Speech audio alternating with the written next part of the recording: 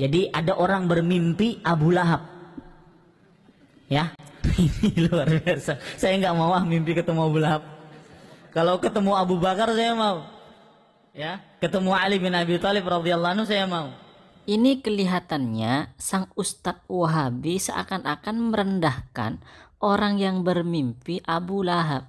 Padahal yang bermimpi Abu Lahab adalah sahabat Rasulullah, bahkan paman Rasulullah Sallallahu Alaihi Wasallam, yaitu Sayyidina Abbas. Tidak mau pada maulid Nabi ya mungkin bisa dimaklumi. Tetapi kalau merendahkan paman Nabi, merendahkan sahabat Nabi, nah ini tidak bisa kita tolerir. Ya mungkin saja Wahabi ini tidak tahu bahwa yang bermimpi itu adalah paman Rasulullah Sallallahu Alaihi Wasallam, karena memang Wahabi itu kadang memang kurang baca.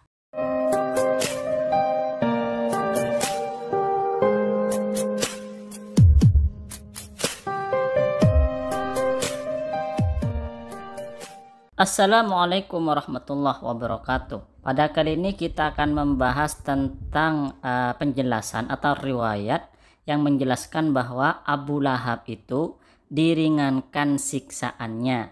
Kenapa diringankan siksaannya? Karena Abu Lahab bahagia ketika Nabi Muhammad Sallallahu Alaihi Wasallam lahir. Ternyata riwayat ini jelas-jelas ditolak oleh Wahabi. Bahkan ada salah satu Ustadz Wahabi yang seakan-akan melecehkan dan merendahkan orang yang bermimpi Abu Lahab. Padahal yang bermimpi Abu Lahab ini adalah sahabat Rasulullah, bahkan paman Rasulullah Sallallahu Alaihi Wasallam, yaitu Sayyidina Abbas.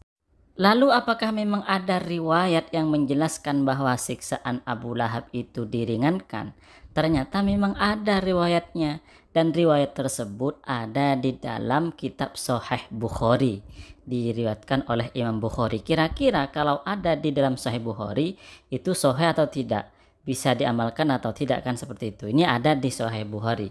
Riwayatnya seperti ini. Qala Urwah berkata, wa Thuwaibah maulatun li Abi Lahab. Thuwaibah itu adalah seorang budak milik Abi Lahab. Ya, hadis ini potongan-potongan ya. Kan Abu Lahab aqtaqaha, Abu Lahab memerdekakannya, fa'ardoat an-nabiy sallallahu alaihi wasallam, lalu Thuwaibah menyusui Nabi Muhammad sallallahu alaihi wasallam. Falamma mata Abu Lahab, ketika Abu Lahab itu mati, uriyahu ba'du ahlihi, maka kemudian dimimpikan oleh sebagian keluarganya bisyarrihi batin, bahwa Abu Lahab itu ada pada keadaan yang paling buruk. Qala lahu, kemudian keluarga tadi itu bertanya kepada Abu Lahab, madzala kita, apa yang kamu temui, apa yang kamu dapatkan? Qala Abu Lahab, kemudian Abu Lahab berkata, lam alqa ba'dakum ghairu anni suqitu fi hadhihi bi ataqati Thuwaibah. Abu Lahab mengatakan, aku tidak menemukan atau aku tidak pernah merasakan kesenangan, tidak merasakan kenyamanan sama sekali. Hanya saja aku diberi minum dari ini. Nah, dari ini maksudnya dari bawah lubang jempolnya. Bi'itaqoti Thuwaibah, disebabkan aku pernah memerdekakan Thuwaibah. Hadis ini menjelaskan bahwa Abu Lahab itu siksaannya memang benar-benar diringankan. Penyebabnya karena Abu Lahab ini memerdekakan budaknya, yang kemudian budaknya itu menyusui Rasulullah Sallallahu Alaihi Wasallam yang masih bayi. Hadisnya berada di dalam kitab Sahih Bukhari. Kemudian riwayat yang melengkapi riwayat tadi itu adalah riwayat yang ada di dalam kitab Fathul Bari, syarah kitab Sahih Bukhari yang dikarang oleh Al-Hafidh Ibnu Hajar Al-Asqalani, seorang ulama ahli hadis dan banyak hafal hadis. Disebutkan begini, wa dzakara As-Suhaili, Imam As-Suhaili menyebutkan annal Abbas, bahwa Sayyidina Abbas paman Rasulullah Sallallahu Alaihi Wasallam qalah bercerita, lamma mat Abu Lahab, ketika Abu Lahab meninggal, Ra'aituhu fi manami, aku melihatnya di dalam tidurku. Berarti yang bermimpi itu adalah Al-Abbas paman Nabi bermimpi Abu Lahab. Ba'da haulin, setelah 1 tahun, fi syarri halin, Abu Lahab berada dalam keadaan yang sangat buruk. Faqala, lalu Abu Lahab berkata, malaqitu ba'dakum rohatan, aku tidak pernah menemukan yang namanya nyaman, istirahat dari siksaan atau kenyamanan, illa annal adzaba yukhaffafu anni, hanya saja siksaan itu diringankan dariku, kullayaumisnain, setiap hari Senin.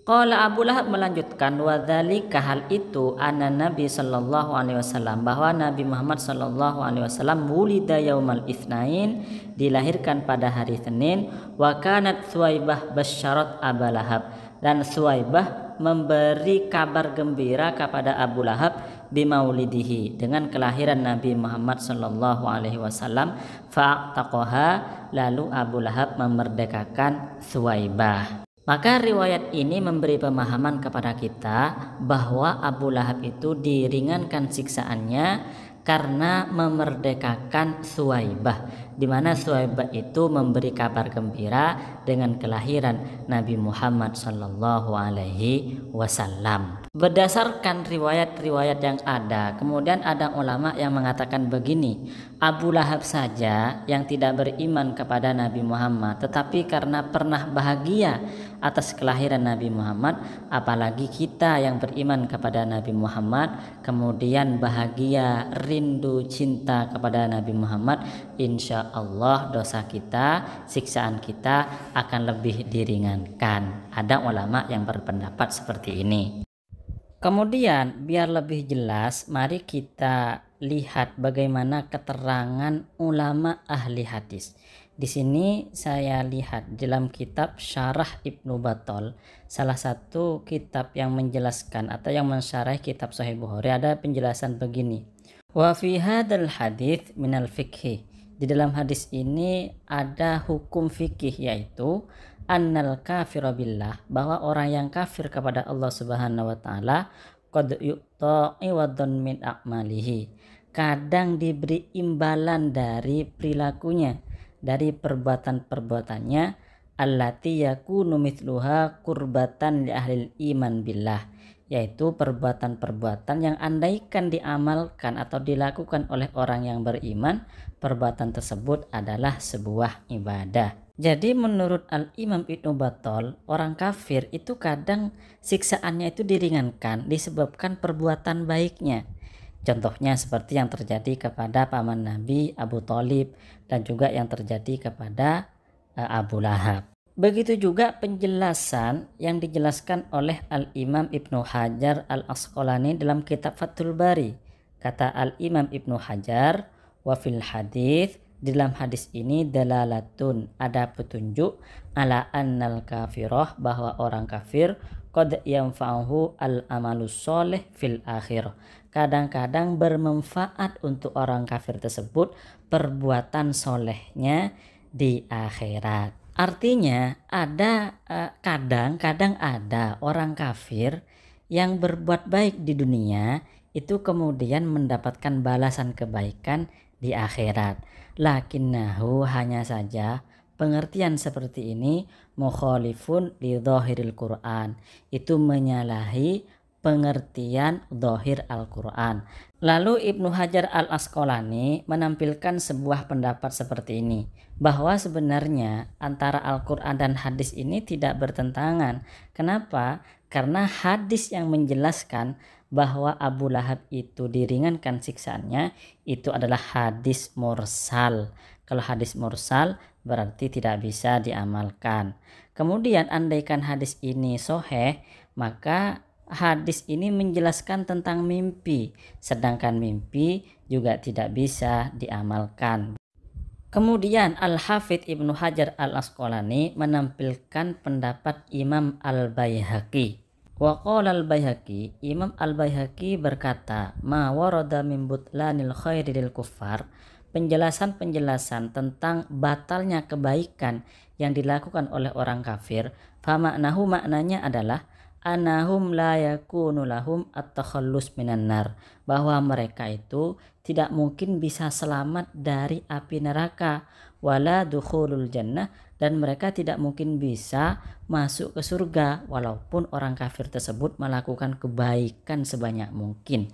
Wa yajuzu ayyukhaffafa anhum minal adzab, tapi boleh saja siksaannya itu diringankan, alladzi yastaujibunahu ala martakabuhu minal jaraim siwal kufri, di mana siksaan tersebut itu didapatkan karena melakukan dosa-dosa selain kekufuran.